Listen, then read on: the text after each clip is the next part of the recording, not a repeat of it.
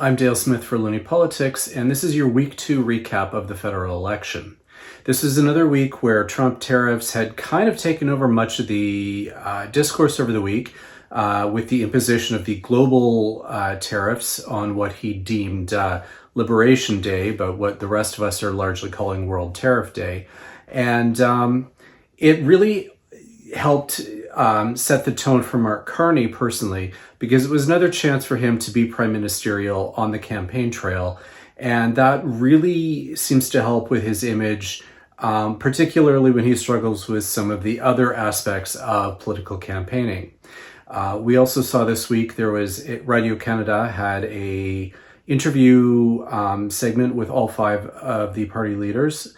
And during that, Mark Carney rated his French a 6 out of 10. So there's some self-awareness going on there for what that's worth.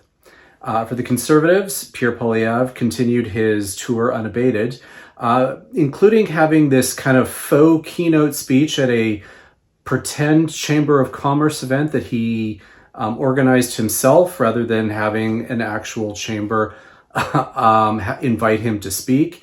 And what was mostly notable about the Conservatives this week was this gradual shift in tone.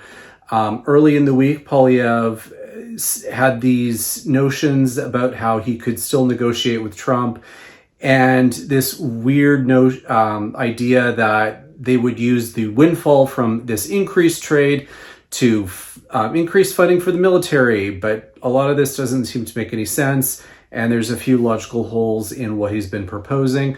But as the week progressed, he started being much more skeptical about the idea of being able to negotiate with Trump, so we'll see how that kind of shakes out.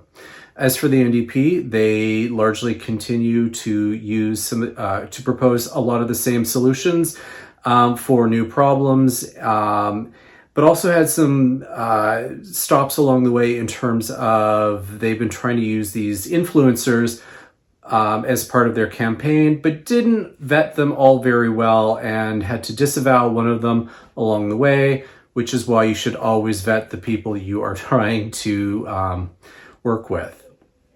The other thing that really happened this week was we saw a whole lot of candidates being booted, largely from the Conservatives as well as the Liberals.